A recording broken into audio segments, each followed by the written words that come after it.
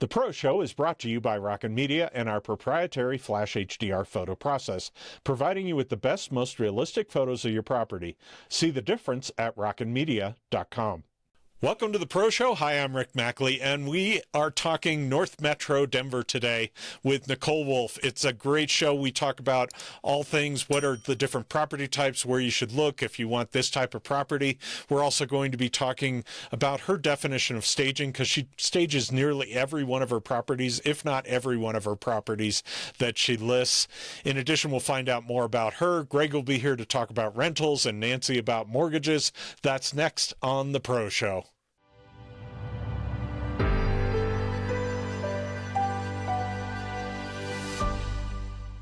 Today we have Nicole Wolf on the show. We are so excited to have Nicole. Hi, Nicole.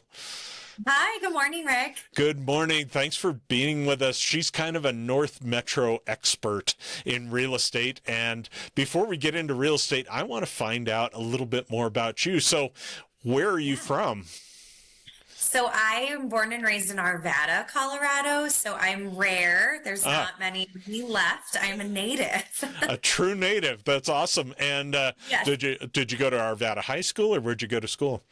Yeah, so I went to Stott Elementary right in Arvada. For elementary school, I went to Drake Middle School, and then I went to Ralston Valley High School up off about 80th and Elk. Oh, Ralston. Okay. Yeah. And what'd you do after high school? After high school, I went to CSU in Fort Collins. Go Rams! Yay. Not a Buffs fan. Also rare. I know there's a lot of bandwagoners out there.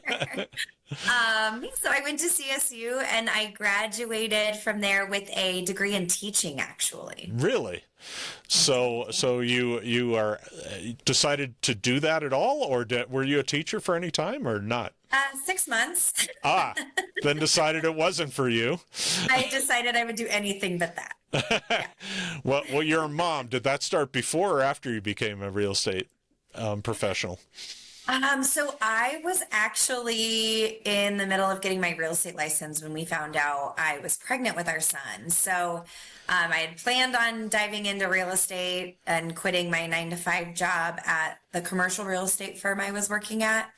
But it happened a lot sooner because of getting pregnant. So, and it's great. Yeah. So you did real estate. That was kind of your bridge to, doing that part-time and be a mom full-time. Yeah. Well, I've always kind of been of the mindset I want to be a mom and have a career. So originally when I got into it, I thought, I can do that. I can sell real estate like 20 hours a week, 15 hours a week, and navigate that. And I learned very quickly there's no part of this job that is half in. You're either 110 or 0.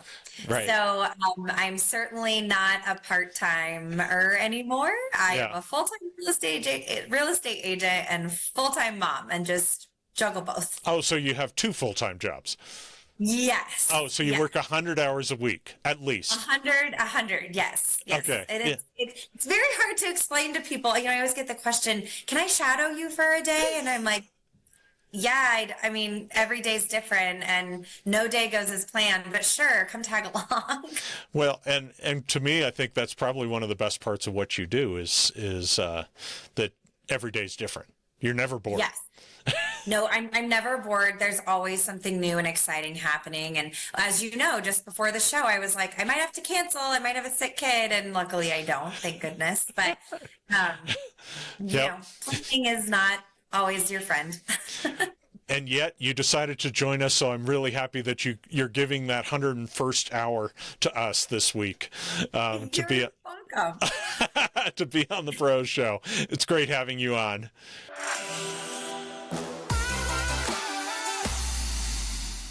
Today we're going to look at the 2025 Denver Metro statistics, and these are month-over-month provided to us by the Denver Metro Association of Realtors. And this is their market trends report. The median close price was down 0.5% to $575,000. That's from December. The closed sales are down 30.56% to 2,259. Also, the sales volume is down 30.16% to 1.55 billion. The months of inventory is up to 3.4 months to 53.15%. The median days in the MLS for those homes that sold was 45 days, or up 12.5%. The active listings is up 11.61% to 7,688. The new listings is up 135% to 4,339, and the pending sales is up 31.83% to 3,061. One of the things that jumps up at me, Nicole, is that the months of inventory seems up pretty high month over month, 53%. Are you seeing that in the market right now? Yeah, I am actually. I think it's just a mental shift, and it's not actually a scary number. There were years back before I even started in real estate that, average days on market were pushing like 6 to 8 months. Mm-hmm. So I do still think 3 to 4 months is healthy. It's a healthy indicator of buyers having some more time to think before they buy, and, sellers really having to prepare their home for the market and what's going on in the market. Now, that said, there are one-offs. Mm-hmm. Rick, I had a buyer like a home between Christmas and New Year's, and we were one of 7 offers during the holidays. And we had to go over list price, and it was just a weird anomaly in the market because days on market for that specific neighborhood were, again, that 3 to 4 months range. So I think as a general statement, sellers prepare for higher days on market, but also there's that chance your house might be a hot commodity if it's staged and listed correctly. Getting a little closer to your area, if we look at the for sale inventory and this is year over year, you can see that in the 80260, this is kind of North Glen, Thornton, Westminster area, the number of sales were up from 20 in 2024 of January to 47, and the number of sales were up from 10 to 41 from January of 24 to January 25, and the number of sales were up from 35 in January of 24 to 58. So that's good news that it looks like we've got quite a bit of sales going on. Are you seeing that, as you said? I am seeing it. I'm certainly seeing more people soften to the idea of the higher interest rates, and that just kind of being the norm. Mm-hmm. In terms of pricing and where homes are at, we haven't really seen a massive decrease in value. We've seen some decrease, which you can't really ignore, especially last year. But, I just still think there's immense opportunity out there. And you see that buyers still need to buy homes and sellers still need to sell. There's all the reasons that people buy homes. I think it's like the 5 Ds, and I'm always going to miss one. But it's like diapers, diamonds, divorce, debt, and relocating. So there's always reasons people are going to be moving in the market. And I think we're seeing that more so now because people are done waiting. Exactly. Yeah, if you've been living with the guy you don't like for 2 years and it's time to move out. It's time. It's time. Also, the days on market year over year are up 45%. It looks like so that they are now 50 versus 34 a year ago. They're 62 versus 55, and they're 46 versus 29. But that, as you mentioned, isn't necessarily that may be even countywide or zip code wide, but not in particular areas, right? Right. And I think what's important when you look at zip codes is within zip codes, we have pockets or neighborhoods, right? So one zip code might be showing an increase in days on market, but there might be a really hot neighborhood that people have kept their eye on because not a lot of people move. So they might have a low turnover rate because, again, people are there to stay. They've raised their kids there, but now kids are in college. So we start seeing a little bit more inventory in that neighborhood. And that's a really desirable neighborhood for lots of reasons. So, I do think when you're looking at a zip code, it's important to kind of hone in on neighborhoods as well and to really focus on what movement is happening in neighborhoods, not just zip codes. I need to tell the producer of this website, Reventure app. They need to go down to neighborhood level, not just zip code. And just do better as a general blanket statement exactly, of this website. Exactly. Can you just do better? But the median list price is down just a little bit in the northern part of the area that you work in. In Thornton, it is up to $333,750 from $310,000 a year ago. And it looks like over on the west side, the median list price is down quite a bit from $528 to $474. So that could be just the types of properties, correct? I think it definitely could be the types of properties. You've got some newer homes that were built maybe in the last 10 to 12 years.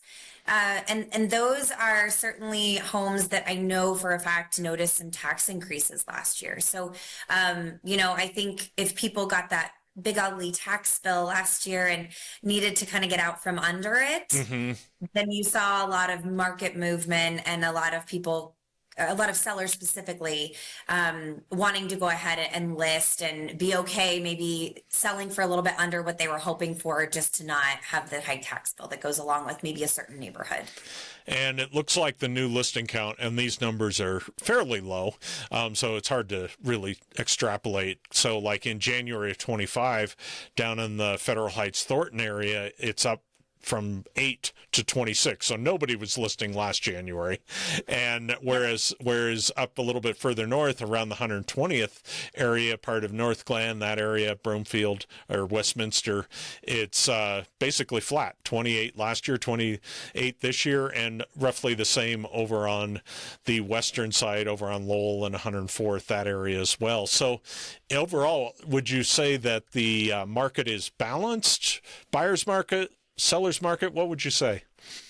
I would say it's balanced. I think last year, a large chunk of the year, I would have used the word, it's very stagnant, is how I described the market, where there wasn't a ton of buyers, there wasn't a ton of sellers.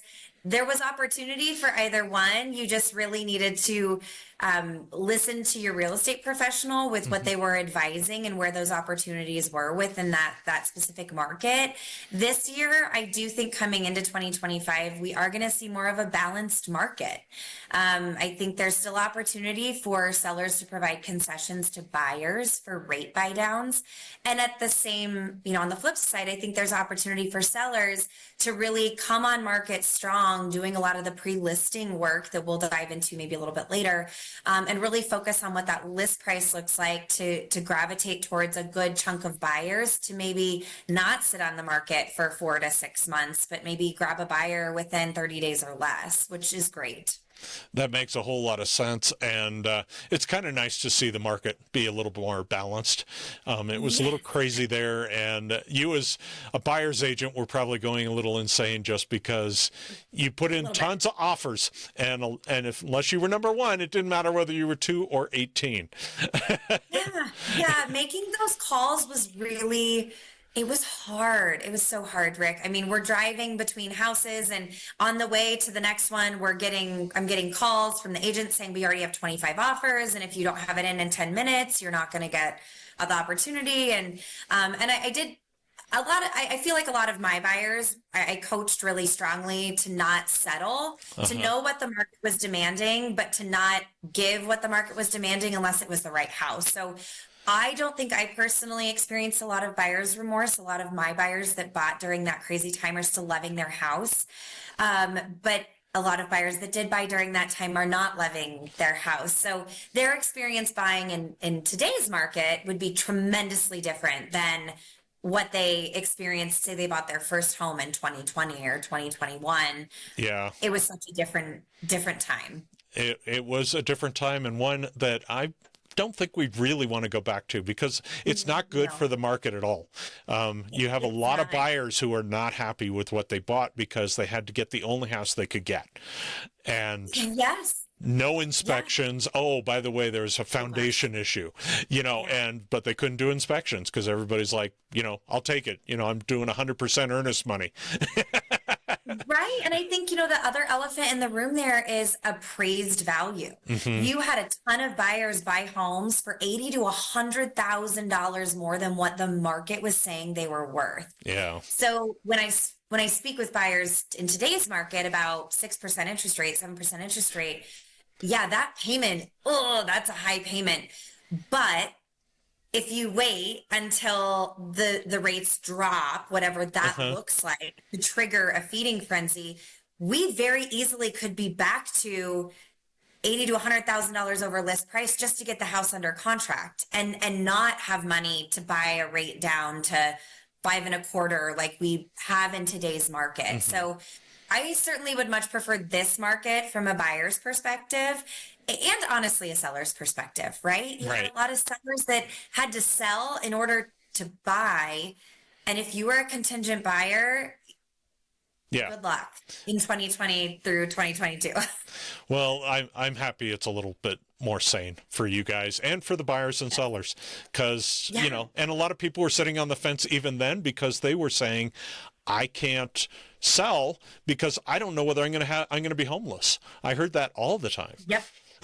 Constantly. And if you didn't have a family member or a friend to move in with, you were kind of hands tied. So it's definitely a better, more healthy market in my opinion now today than it was when, my family didn't know that I even lived at the same house. Yeah. I wasn't a whole lot. And what's great is you're getting opinions on the show, but they're very informed opinions, and Yeah, from exactly. somebody who lives it and breathes it day in and day out. Yes.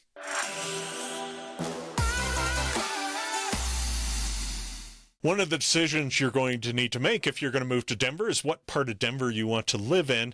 And today we have one of the experts in the northern area. Nicole is going to tell us a little bit about Westminster. She does North Glen and Thornton too. Actually, she does everywhere, but where she focuses is in this upper area. So while we look at Zillow and some of the properties that are currently for sale, why don't you tell us a little bit? We're going to zoom up north and tell us a little bit about this area. And it looks like it's Quail Hill area is what they call it, at 144th and kind of I-25 here on that area. What do we have? A lot of single family homes, condos? What's up in this area? We do. We have a ton of single family homes in that area. We also have a lot of vacant land that they're getting ready to build a ton of commercial on. Okay. So right on that 144th and I-25 corridor, I would say between 136th and 144th, we've noticed a ton of growth. So on the east side, you're going to see higher density, so a lot of apartments and condos. Mm-hmm. And then on the west side, they are doing a lot of new construction in terms of single family homes, and then a lot of resale in that area. That area is known for its school district. I get a lot of clients that want to live in that pocket because of the schools, or the public schools. So there's not a ton of turnover, and when there is, they go quick. And the Huntington Trails areas and this whole neighborhood. Yes. This is higher end homes. That's why you're seeing 1.6 million, 1.78, 1.79. These are big homes with, 7,500 square feet, that sort of thing. In fact, this one in the upper right, I actually photographed, and it's a great home. But, it's obviously a certain price point. If you're looking at in the $1.5 million plus, that upper area right now is really popular. But as you can tell, there's an 800,000 on the market that's a single family home right now up in that area. Yeah. And go ahead. Huntington Trails, Rick, and Lexington, that's another neighborhood just south of there on Huron. Those are all custom homes. Okay. So, really important to keep in mind when you're looking at pricing in that particular kind of corridor. You have two neighborhoods that almost back to one another that are custom homes that people bought the land and they built the house of their dreams there. So your pricing in those two neighborhoods are going to be different than Quail Hills where you were just looking, because those are a little bit more cookie cutter, 5 different models, kind of sandwiched together. Looks like we also have some condos down as we get closer to 128th and townhomes. Yep, you do have some townhomes on 128th. We've got some new construction of patio homes on 128th and Huron. Okay. That is also going in just I guess what would that be? Just west of Timber Wolf, I think is the name of the Timberleaf. My apologies. Timberleaf is the Okay. name of the single family home, and then we have some new construction that's going in for duplexes and triplexes over there on the west side. Okay. And as we keep heading south a little bit, it looks like as we get toward the 120th, once again, we have a lot of condos. We have single family down here too, right? We do have some single family kind of tucked in there. We also have some business park in there. So a lot of retail and commercial kind of on that 120th corridor. And then we do notice the trend of when that area was kind of starting to develop was to put kind of townhomes and condos back behind there. Mm-hmm. And it looks like, you can get a good condo for $450 up in this area, and townhomes. Yeah. And so the condos, there's a townhouse for $599, and then you have a home for sale that's 1.2. So it's all over in this area as well. And we'll continue south, and then we'll go west. So down toward the Federal Heights areas, East Central, Westminster, that area. What are we looking at there? Yeah, so right in that pocket, you're still kind of looking in that, I would say on the lower end for something that hasn't been renovated. That area, let me back up, that area has been a big target for investors. Okay. They're coming in and scooping up houses, and they're flipping them and selling them for anywhere from like 500,000 to 600,000. Okay. Some of them are even north of 6. So that area, I certainly think, you're going to see some diversification in pricing. Mm-hmm. If you have someone that didn't sell to an investor, that didn't really do anything to their home, but they've lived there for 25 years and they're ready to move, they're probably going to sell on the lower end. But their neighbor could have sold to a flipper 7 months ago, and that home's coming on the market $100,000 or $200,000 higher because everything's been renovated. New roof, new furnace, new water heater, new landscaping, new fencing. Fencing's big over there because some of those lots don't have fences. Did they build a detached 2-car garage, or do they still just have the 1-car attached garage? So a lot of different things at play in that area. Cool. And then as we head over to the west side, kind of west of the Turnpike and kind of Wadsworth area, what are we looking at here?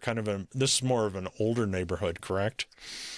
It is, yep, definitely an older neighborhood, and pricing is pretty consistent and stable there as well, because you've got families that have, raised kids there, and then their kids have left, so they've stayed there about 20 years. They've maybe remodeled a little bit more, and they're now listing those homes to cash in on their equity to move on. Mm-hmm. It looks like there's one new construction going on here for $580 for a 3-bed, 3-bath, which it's a townhome, it looks like, but that's still pretty good in this area. Yeah. Westminster is interesting in that it's one of the few landlocked community or cities, I would say, in that they don't have a ton of space to build anymore other than up. Yeah. So if there's raw land that they can zone as single family or residential, they're going to try to put some homes there because they do really already have the amenities. Okay. And then as we head towards Stanley Lake, this definitely is more of a established area because it grew up like 30 years ago, right? Yes. Yep. Absolutely. Yep. I had friends that I went to high school with that lived near Stanley Lake. Okay. So that area is definitely more established. So 10 years ago. Right. Yeah. 5 years ago. Okay. I do have a birthday this month, Rick. So okay. I'm trying to, I'm excited about it, but also then it's just a number, right? It's a number. It's just a number. So, but this is a great area. Obviously, there's lots of parks in the Stanley Lake area. And what's great about Westminster overall is there are a lot of parks and places to recreate. Parks, trails, you are closer to the foothills without paying foothills pricing. That's kind of what I like to say as we get further west over near Stanley Lake. You're not paying quite foothills pricing for the home. Yeah, but Westminster, it was the place. I grew up in Boulder, so it's the place that a lot of people moved out to, couldn't afford a Boulder even in the 70s. Yeah. But it's a great community, and they've got a lot of good things going for it, and a lot of diversity, which is awesome. Both price wise, types of products. Would you agree? I totally agree with you. I think nail on the head with it. The affordability has remained consistent. The property values have remained consistent as far as, they haven't dropped. They're kind of right on target with what the market's trending. And you can certainly get some bang for your buck in Westminster and be close to all the things everyone likes to do on the weekends. That's what makes Colorado great, is we've got lots of different opportunities. And like you said, if you want to head up to Boulder, it's just 10 minutes up, 15 up the turnpike. Yeah. 15 minutes you up. You have to count for driving now. That's true. Yeah, whether it's a buff game. Yeah. Yes.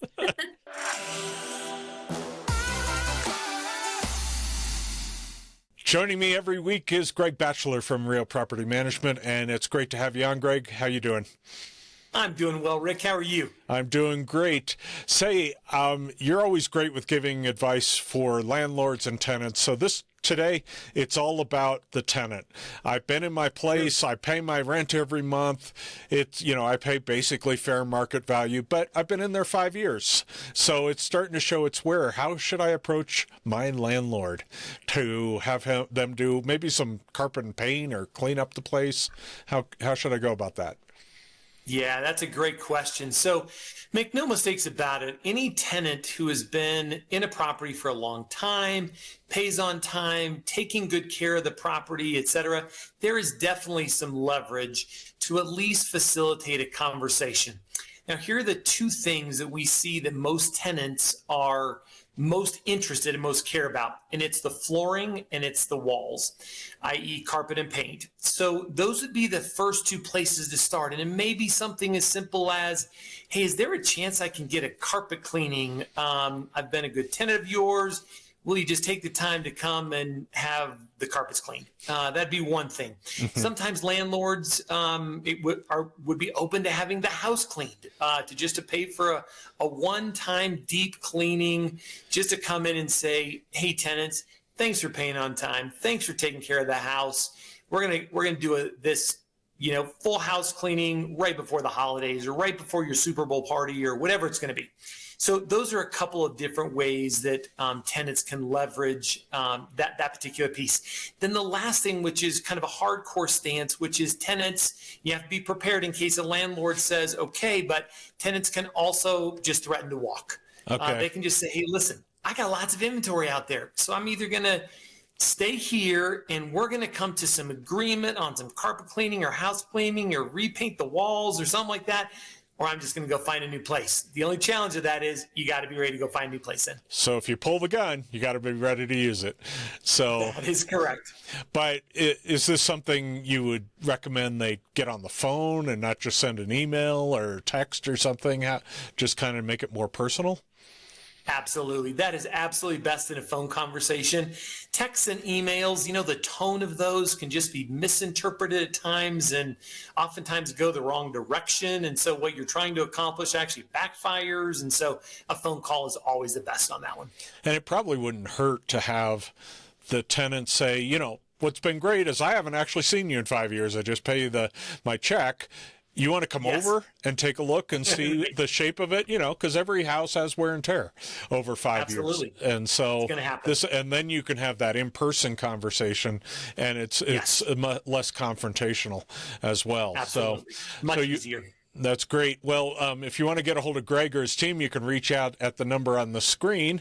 And I also wanted to promote next week's show where we're going to kind of flip the tables and let's talk about from the landlord's perspective. I got a great tenant. They pay on time. I want to keep them.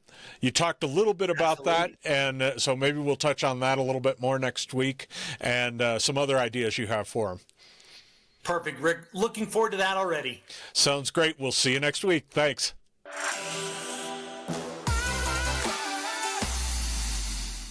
So we talk about staging on a lot of these shows that we've been doing over the last 6 months, but sometimes we need to stop and say, okay, what are we talking about staging? And Nicole's great about describing when she's talking about staging, what she's talking about. Yeah. So anytime I'm chatting with sellers about staging, it's a very broad concept. So it's not just about furniture and hanging a cool picture. It is so much more than that. It really starts with painting. So does the interior of the house need just a full paint of everything? And if so, I always say white. Everyone kind of gives me a wait, white look. And I say yes. Because white is bright and it makes everything look bigger and it's clean.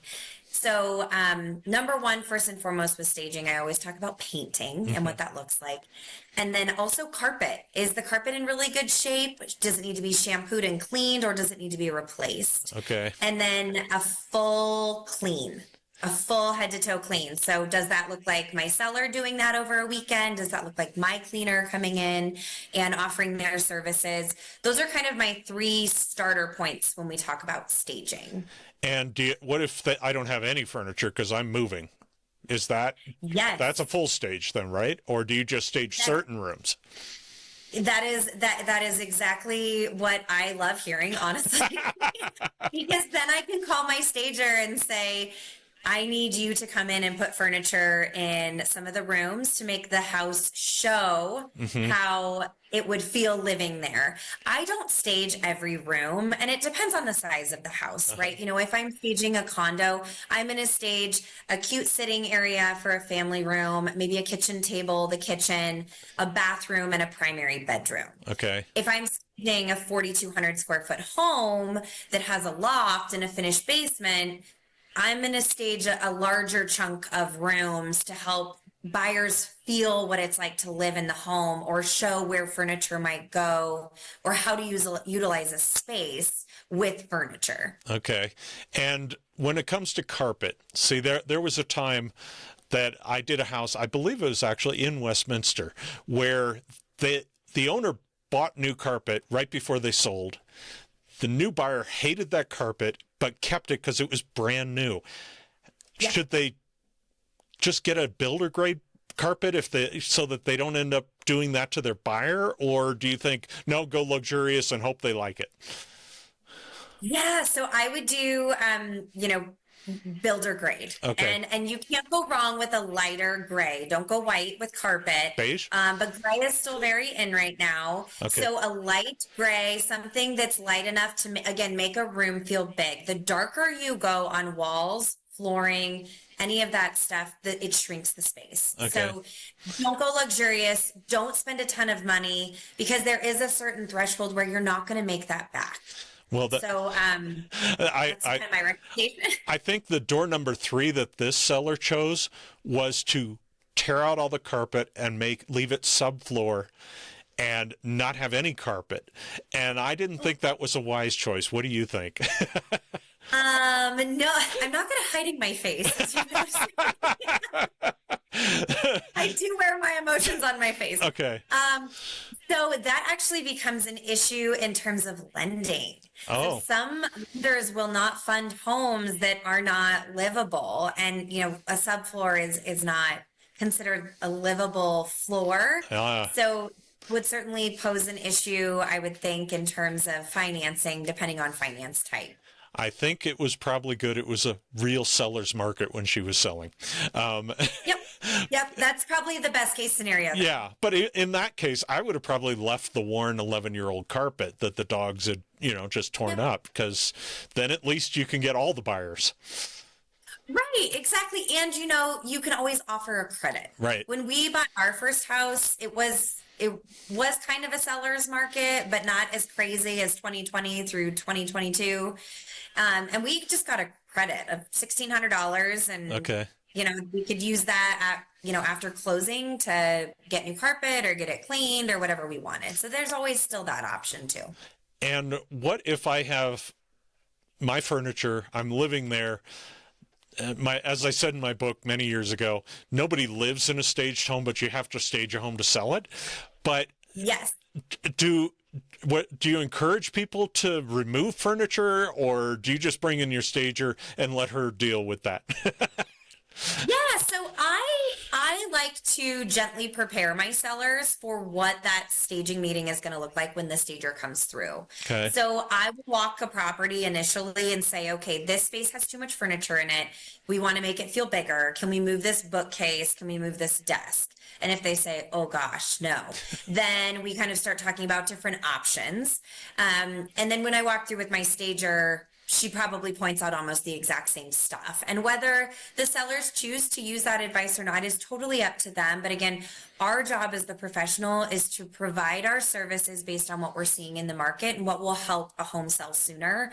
And typically that means if your furniture is still in the home, that's fine. Mm-hmm. We can bring in vases and pictures and that kind of stuff to kind of spruce up whatever vibe you have going on is.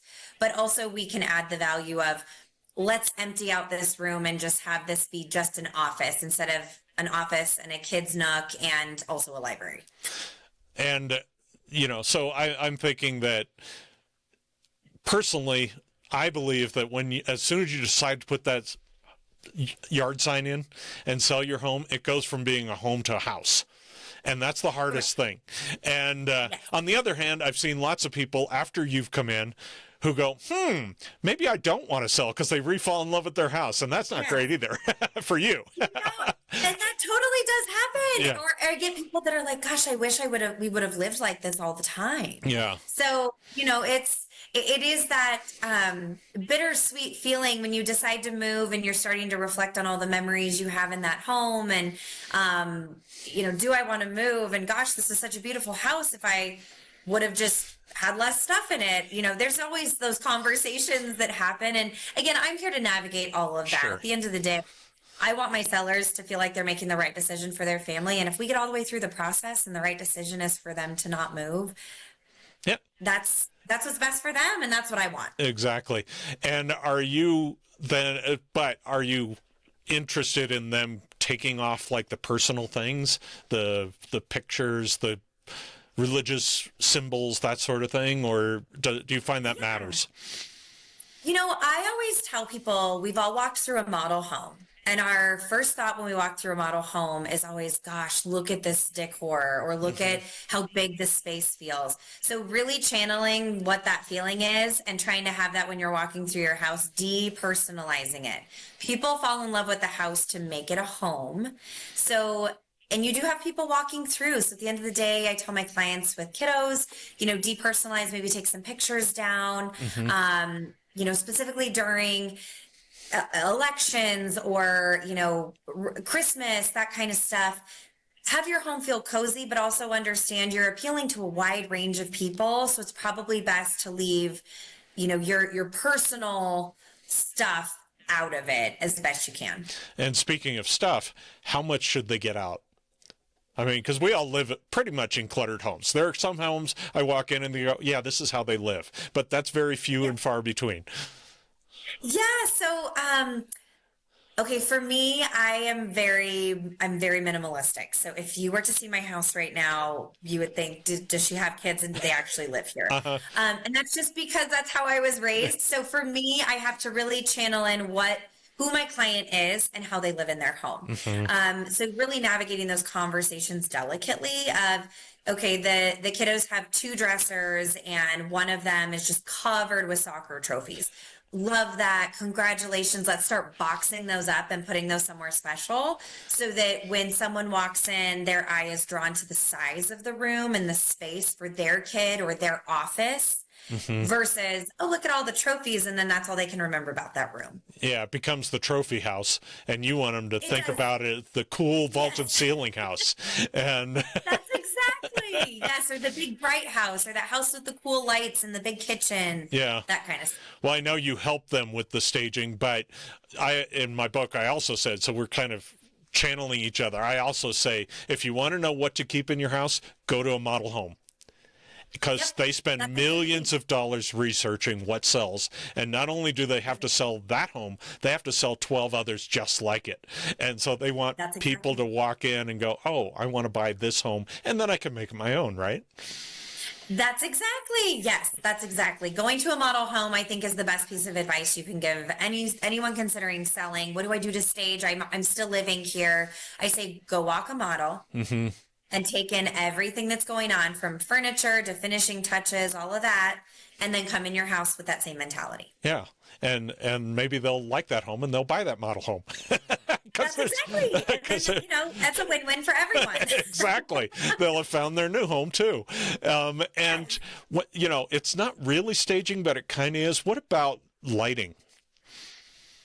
Lighting. So that's a really good question. I have a ton of clients that spend so much money on lighting and lighting fixtures. And I would just love to be the first to say I am the biggest person to spend money on lighting and cool new things. But also, I would like to share that there's not always a return on investment. Okay. So don't think just because you spent $2,000 on this beautiful chandelier, you can recoup those costs, because that's a very tasteful finish that is very true to taste and taste specific. You got to remember, when buyers are walking your house, if you can kind of make it more modern of what everyone else is doing, that might be the best approach when it comes to lighting. So maybe Home Depot lighting in the bathrooms is not bad, as long as it's the current thing. Exactly. And maybe you're not going chrome, maybe you're going, a black finish, but it's the same black finish that everyone's doing. That's fine. That looks great, but it's not this weird industrial light that is very specific to this yellow bathroom that might not be someone's current taste. And as people who've seen thousands of homes, you and I, one of the things I always do when I walk in and see the light that looks like the one that was in my house when we built it in the early 90s, I'm going, this is like 1990, 91. And they go, how'd you know? It's the same light that we had. I grew up with that light. I had that light. Yes. So, and that may not be good. So, you may not necessarily get the return on investment, but in this market, you want people to feel like they don't have projects, right? Yes, that's exactly, especially if you're pricing, where your pricing comes into play. As a seller, you always want to make top dollar. And in doing that, you do have to make some updates, right? And you're not going to get 100% return on investment all the time. But if you're going to replace the gold fixture from the 90s with maybe just a black fixture from Home Depot, that's going to show better. But you might not get, $50 more for your list price just because you spent that on the light. Right. But your home is going to photograph better, and you're going to get more positive feedback versus the dreaded like it but needs too much work. That's not great feedback on sellers. So that's where that pre-listing conversation about staging and all the different elements really becomes important. Well, and you're in this market, you also have to take in the cost of holding, because you might spend $200,000 or $300 on new lighting, but if that saves you a month of mortgage payments, that's could be big. It's good money spent, and you may not get another dime for the house just by doing that, but you'll get it sold quicker, right? That's exactly kind of that long-term mindset. I think is so important in this market, because you can't just look at what can I do now to make my house, super desirable right now. And is there a cost benefit? There's always a cost benefit, because big picture, to your point, if I can sell your house in less than 30 days and I've already prepared you for a market that might not sell for 4 to 6 months, you might be saving in 3 months of mortgage because we found a cash buyer that can close in 2 weeks. Right. All because you changed the light fixture, or because you chose to paint the inside, or, something simple like that. There is a cost benefit from a long-term standpoint. The other thing, too, is this is a perfect time of year to start doing those things if you want to go on the market, because I hear agents too, you're probably one of them, who I met with my client for the first time in May, and they needed 8 weeks worth of stuff to get their home ready for sale. Now we're into August or late July, and that's a different market. So would you encourage them, if they're thinking this year of going on the market, to start now and talking to you? Yes. I actually did a video on my Instagram about this exact thing, because a lot of people don't like to talk real estate between Christmas Christmas and New Year's. Uh-huh. But if you're thinking about listing your house in January, February, that was the time to call me and ask about the projects you should be working on. Right. Not, early February, because now we've already lost a month of the market. And January was a pretty strong month. I mean, we did see a lot of homes come on market. We saw some homes go for over list. And again, certain pockets, traveling back to that same conversation. But if you know you're going to have some things on your to-do list, let's meet sooner than later and build that to-do list in order of priority too. I think that's really important. Don't, what order of operations do I attack this at to make sure it's the most effective way and efficient way to meet that timeline? What do you normally find from time you walk in, if they don't need a ton of work, to the time they usually go on the market? Or you think they're ready to go on the market? And I know it's different for everyone, but let's just say it's normal messy, normal stuff needs to get done. Is that 6 weeks, 8 weeks, 12 weeks? What are you thinking? Usually 2 to 4 weeks. Okay. Usually 2 to 4 weeks. If it's just kind of your average home, family with kiddos, hey, we want to move, we're moving out of state, or, whatever the conversation is. And, they say we've got a couple of weekends that we're just going to allot to projects. Tell us what to do. People really kick it into gear. I am so surprised. The first time I walk into a house and I give them kind of 2 to 3 weeks to do projects, probably 8 times out of 10, I have people calling me saying, we're actually ready sooner. Can you come back? Okay. That's a good problem to have, though. It is a good problem to have. But again, it's that structured list of in order of what they need to be doing. Right. And that, I think, our job as agents, especially listing agents, to help sellers understand, because if you throw everything at them and let them pick and choose, they're going to have been nowhere in 4 weeks. Okay. Yeah. And as we often find too, the opposite often occurs, where the work expands to fill the time and they're doing the last minute cleaning while I'm showing up to do photos. Yes. And you and I have certainly had that happen as well. Well, and then of course there's the people that have to move. And so they've got a whole different mindset of how much they're going to do, how quickly, and what is possible in the time they have to get it on the market. And so I guess you just make the best of it at that point, or do you continue doing things as it goes on the market? I certainly don't love sellers having to continue doing things once we're on the market. Now, if we're waiting for a piece of shower glass to come in, sure, I'm not going to hold off listing because the shower glass isn't in. The house is cleaned and staged and ready to go. We're going to go on the market. But if we're waiting for a contractor to finish drywall work, we're going to postpone going on the market until that's done. Yeah. Because again, you get that one chance of your first weekend on the market or your first month on the market to capture the buyer pool. And most buyers know within the first 10 seconds of walking in a house if they're going to be lingering or if it's going to be a quick walkthrough. So you really have a very brief period of time to capture. So those details do matter. I think this was a good discussion to get people thinking, because it's February and we're mid-February already. It's coming fast. So if you're going to get your home on the market this year, it's time to probably have those discussions now or in the next couple weeks so you can get everything ready and be ready to go on the market as we hit our listing season. At least in North America, it's typically from April to July, August? Yeah. And I would, what I heard the other day, which does kind of track, after the Super Bowl, the spring market starts. Really? And here we are the day after the Super Bowl. And I already have 2 listing appointments this week. Okay. So everybody was listening. And I've never heard that before until probably, I guess, when the playoffs started. Yeah. And I thought, I'm interested to see if I get busier. And I've noticed that the minute the Broncos dropped out of the playoffs, I got a little bit busier. And I had 2 people reach out to me during the Super Bowl yesterday that said, when can we get on your calendar? We're thinking about moving. So it definitely is starting sooner than later. And I think as far as the buyers are concerned, you now have 2 days on your weekend, not just one, to go look at homes. Correct. Yes. Because football's done. That's exactly. and golf just doesn't seem to pull them in as much. It doesn't. Yeah.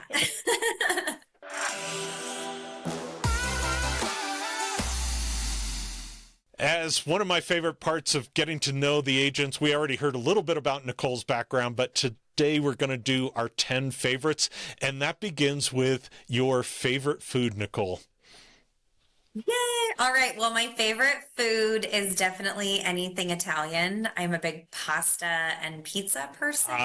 So yeah, that's my go-to. You're going for food category, not just specific food. Okay. I'm going for category because I can't pick one thing. I just love anything Italian. Okay. So that's going to be my go-to. How about your favorite pastime? When you're not working your 100 hours, what are you doing? I am, aside from being a mom, that goes without saying, but I'm a big proponent of me time, and my me time is very much spent at Cycle Bar. It's my favorite 45 minutes that my phone is not with me, and it's just me and loud music and biking. And what about your favorite type of music or band? Oh gosh. So band or singer, I'd have to go with Avril Lavigne. Okay. Cool. And I'm actually going to her concert in June, I want to say. So I'm really excited. And I know she's not a fan favorite of a ton, but I grew up listening to her and I love it. That's cool. And what's your favorite place to visit in Colorado? Oh, probably Glenwood Springs. Okay. Family and I love Glenwood. That's a great place. How about in the world? Favorite place in the world to visit? That I've already been? Or where you want to go to, either one. I really want to go to Italy. Okay. That is definitely a bucket lister for me. Well, then you don't have to pick your food. It's anything you eat is Italian food.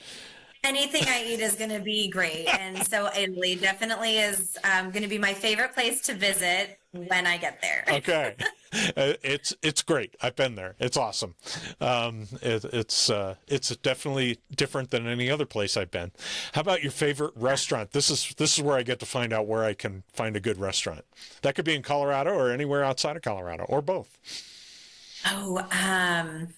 Okay, so inside Colorado for Italian food. Yes. I'm going to say Quality Italian in Cherry Creek. Okay. One of my favorite spots. Okay. And then outside of Colorado, my family and I love traveling to St. Augustine in Florida. That's actually where we're headed next week. And favorite restaurant there is going to be Osprey Tacos. Okay. Hands down the best tacos I've ever had, and it shares a wall with a brewery, so it's amazing. But do they do Italian tacos? They don't do Italian tacos, but a close second is tacos and beer, and it checks both those boxes. Gotcha. What's your favorite time of the year? Probably summer, because I love 4th of July. It is my favorite holiday. Okay. And what's your favorite smell? Whatever candle I have burning at any moment. Oh, you're a candle person. Candle smell. I'm a candle person, and I know they're not good for us, but there's always one burning in my house. Yeah. So I guess if I had to pick a scent, it'd probably be apple cinnamon. I just think cozy. Yeah. Winter cozy, especially this time of year. And what's your favorite childhood memory? I was trying to think about this one. My gosh. I don't know that I have just one. I mean, I would say as a kid, my brother and my mom and dad and I always got one big trip a year together. And so I would just say any time we traveled, just the four of us as a kid was really special, and still just so many memories that I hold very close to my heart. Older kid memories, as cheesy as this sounds, is probably my sophomore year of high school when my dance team won state. Well, that's exciting. That's probably one of my big older kid memories that I still think about. Yeah, those times are really special. What is the favorite part of what you do? Oh, easily just being a part of all the chapters of life with my clients. I become such good friends with clients that I always tell them they can't ever leave me because I'll find them. And most of the time that's also reciprocated. So I get really, really close with my clients and I experience all the things. I have 4 clients this year that have already told me they're expecting a baby, one of which was at the closing table, they told me, and I cried. I got to be part of a proposal on a closing day, which was super cool. So being a part of all the different amazing, wonderful aspects of someone's life is pretty awesome. Well, now you know more about Nicole Wolf. It's great to know about Nicole.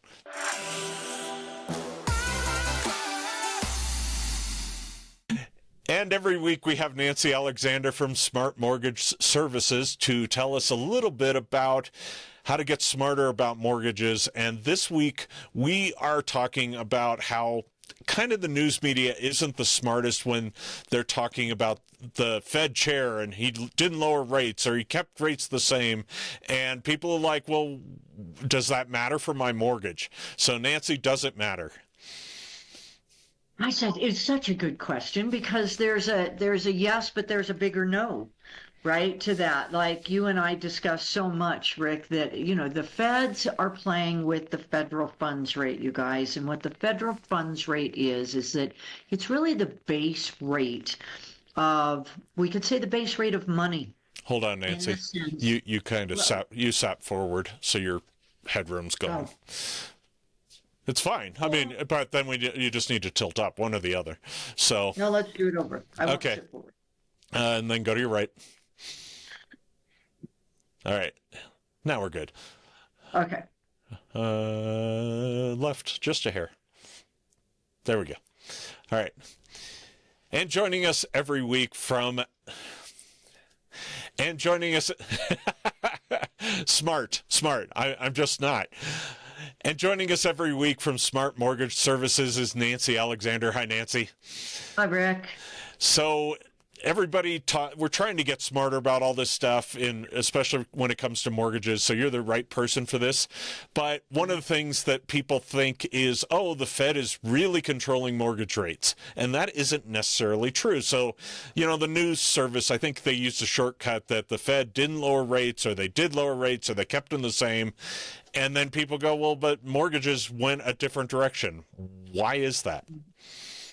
Well, first it's understanding what the Fed does, right, and what that federal funds rate is. And it's really, the federal funds rate is the base rate of you really could say of money. It is the rate that the prime rate sits on top of. So a federal funds rate right now is, I believe it's 4.5, right? We hit prime is always, you can take it to the bank, as they say, that it always sits 3 points on top of the federal funds rate. So that would make prime 7.5. Okay. What the federal funds rate is the interest rate that banks charge banks, or that banks have to go to the Federal Reserve at the end of each day to pay if they don't have their 20% overnight protection of their deposits. Okay. Right? So in turn, we could look at the federal funds rate and we could call it really the retail money rate. Right. It is for that home equity line of credit from that bank. It pertains to the car loan. It pertains to the credit card interest rate.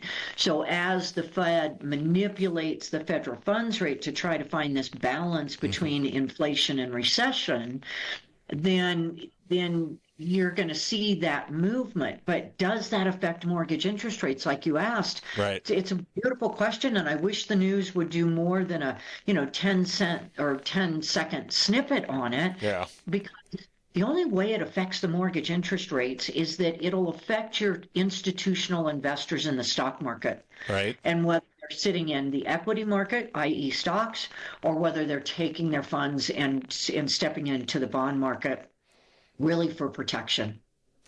Well, and so, stocks go up, stocks go down, but sometimes if people put money in stocks, they take it out of bonds, and that can change the bond rate. They then might, put it in bonds, when the market's going down. And so it's all that balance. And so obviously, you know, we've probably talked 2.5 minutes already, and this is why the news doesn't really cover it, because it's much easier to go Fed fund rate, we're held steady today. But so the good news is we have the internet. So if I'm looking, obviously you could just Google what's the 30-year fixed, right? Well, really, and that's another great question, because really what you want to do is you want to look at that 10-year yield on the federal bond. So remember, there's a price of a bond and there's a yield of a bond. Interest rates follow the yield. The price and the yield have an inverse relationship. When one is going up, the other one's going down, vice versa, obviously. So follow the yield on the 10-year bond. Like right now, it's just hovering below 4.7, which, you know, we want that down. We want that yield down to really 4% to get these rates down in the low 6s, the high 5s. So you can take it from there. You can say, okay, if we're just up against 4.7, we're back into maybe the 7s for mortgage interest rates, because again, we follow that yield. Okay, so if I'm curious because I'm, you know, trying to time the market when to lock a loan or something like that. First of all, I can just call you and go, you keep track of it, because you're doing it for me. And I do, Rick. It's like you and I have talked about this again before, that I follow that bond market the way a stock trader follows the stock market. Right. I'm looking at bonds starting at 6 o'clock in the morning, and that's exactly what I'm doing, is telling my clients, are we going to lock? Are we going to float this rate, etc.? So, and so basically when it comes to mortgages, for all intents and purposes, ignore the Fed. From a consumer standpoint, it's more important to look at that bond yield. It's more important, you know, if you want to Google something and watch the trends on the bond yields, that's one way. And but more importantly, I think you can just give Nancy a call. She'll help you out here, and go, Nancy, what's going on with the rates today or yesterday? I'm thinking about, you know, either refining, or I'm thinking about getting a new mortgage and buying a new home. So where are we headed? So give her a call. And then I think next week we should talk about loans for remodeling. What do you think? Yeah, that sounds lovely. Awesome. Well, we'll see you next week. Thanks.